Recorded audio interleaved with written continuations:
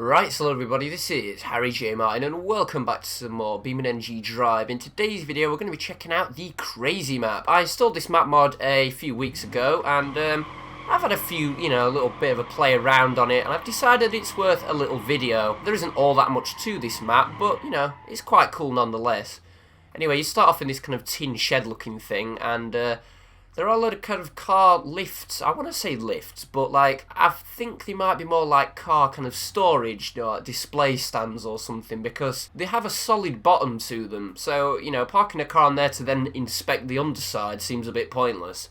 Anyway, we also have this kind of brick box here, which strikes me as the kind of control room for a nuclear power station. That's the first thing that comes to mind when I look at that place. I can imagine a load of Russians wearing white kind of lab jackets and smoking cigarettes in there.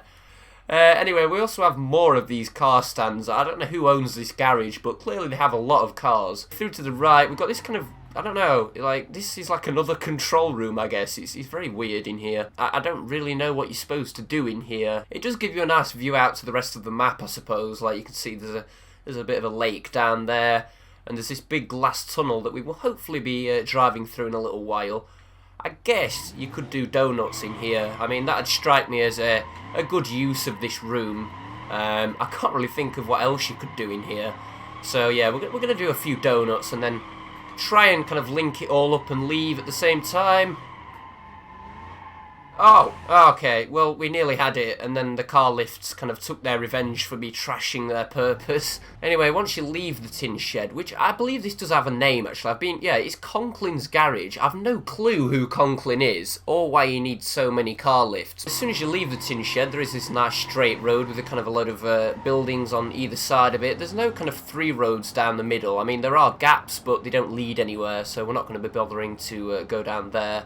Instead, we're going to hope that, I was going to say we hope we clear the thing. We did clear the little lip, but then we got stuck anyway. There we go. Thanks for that, game.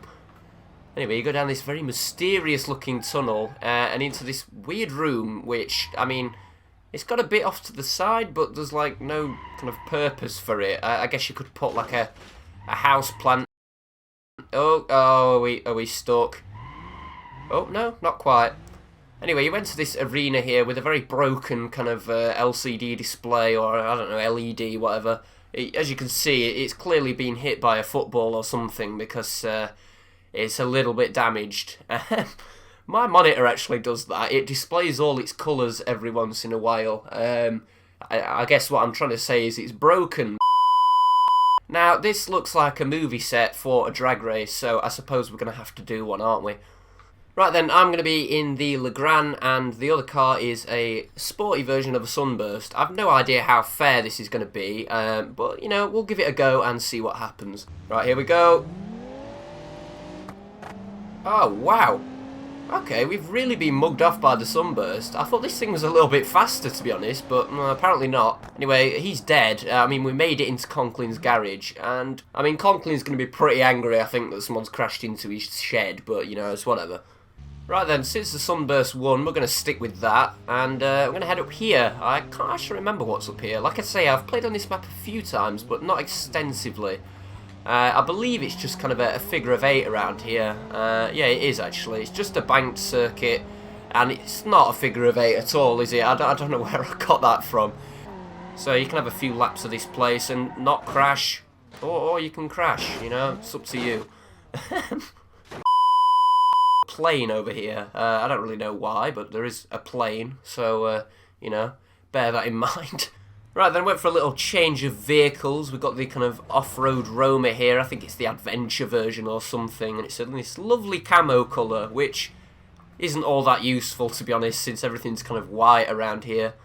Anyway, conveniently, we're about to check out the mud testing area. It's almost like I planned it. Anyway, I don't know about anyone else, but I think this surface we're driving on looks like Nutella more than mud. But, that's just my humble opinion. Hopefully this thing can make it around. It's quite steep, this place, but it's not really all that techy. It's just kind of give it a load of power to get up the hill. You don't really have to think about what you're doing all that much. There we go. Don't change it to second, stupid gearbox. And down again. I guess you could just floor it through here and hope for the best, but, you know, there's no harm in taking your time. And around again, dragging ourselves out of this place. It's quite, like, narrow getting through there. But anyway, down the end here, I really don't know what's quite going on. There's more weird stuff. Dish in the middle, but then when you look at it as a whole thing, I guess it's kind of a gear or a cog. Anyway, in the middle here, this one's kind of more obvious. I'd say this is the server room. Not really sure why a video game map needs a server room, but, you know, it's whatever. Error. Could not find vanilla ice cream. Yeah, down here it's just kind of one big long straight bit. So I'm glad we have this thing. It's actually quite quick, this. It's geared quite short, so it does give the impression that it is really fast. I mean, technically we're only just up to 120, but, you know, it feels fast. And there are these convenient kind of red lights emitting from the ceiling that kind of warn you when to brake, which are, you know, quite useful. I don't quite know why it's shifting at 5,000. I know the BeamNG's doing this shifting, that could explain it, but I was wondering why it felt like it was geared so short. That's a bit weird. Anyway, okay, we may have left it a bit late. Can we just skirt? Oh, okay. I was left with a difficult choice there as to kind of, you know, stick with the braking or kind of veer off down this tunnel. Right then, I believe we're entering the kind of big glass tunnel that we saw at the start of the video. Yeah, there's that kind of round glass room that we were in, at pretty much the spawn point. So, I guess we'll be finding out where this leads. I can't actually remember where we're headed, to be honest, with this glass tunnel. But, hopefully it's somewhere fairly interesting. I mean, it looks to be. It's another one of these kind of big glass superstructures, and it looks like it has a load of, like, I don't know, they look like office blocks made out of swimming pool tiles. It's really weird. I don't know how to describe what these things look like, to be honest. Right, then what I've got in the middle, more Nutella from earlier. I don't really want to drive on that because I feel like we might get a bit stuck in this thing if we're not careful. And I believe there is, yeah, there's kind of a Stairway to Heaven style thing over here. Now, I really want to try and, like, pull a nice slide all the way up there, because you can see it kind of goes to the top in a nice kind of spiral fashion. I mean, it's really just not a stairway at all, is it? Right, then we've got this kind of custom 200BX here with a reasonable amount of power to the rear wheels, so I guess we'll see if I can make it up in some kind of slide. I can't say this is going to be the cleanest ever, but, you know, we'll see how we do. So far, so good. We are actually doing okay here. No. Keep it going. Doesn't matter if we tap the rear a little bit. As long as we're sliding all the way. Yes!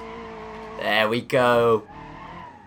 But anyway, that is what is up at the top of this kind of glass dome. It is essentially a big kind of bowl, I guess, which is kind of cool because once you get yourself up the side and you can kind of just leave it, like all I'm doing here is holding the accelerator, there's no steering input, and the car kind of holds itself there. So in theory we could spawn a few cars up and just have them going round of their own accord, which I guess we can do, why the hell not.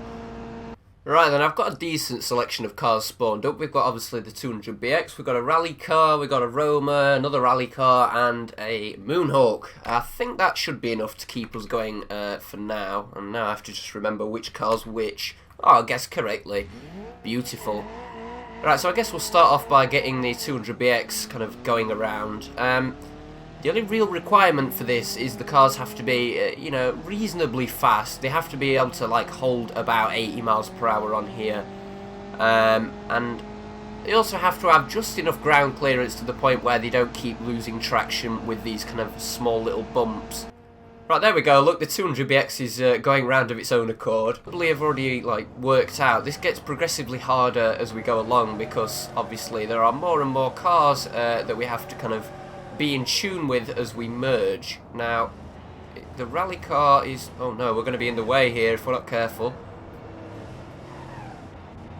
Right. Oh. That's what I get for looking behind. That was perfectly to the exit, though, of this place. It knew where it was going. I guess the smart thing to do would be to, you know, get a lot of cars that are all the same speed. But, you know, I guess this works. I mean, the exact same car, and then you wouldn't have this problem of them catching up to each other. But, Oh yeah, the Romer's overheating quite badly at this point. I guess we should get the Moonhawk on before it all inevitably goes wrong. And there we go. That is that is it. All we need to do is hold the throttle on that. And oh, we've lost 2 cars. Have they just teleported away or something? I don't know what's happened to them. The 200BX though is just going solid. Yeah, the rally car is as well. It's just kind of run out of gearing. Okay, yeah, so these two are both kind of just flew out of the top. The rally car is certainly in better condition thanks to its roll cage than the Romer, but yeah, I guess that's what happened to them. If you did enjoy it, please do consider dropping a like or perhaps a subscribe, and I shall see you all in the next video you watch, provided it's one of mine. Goodbye.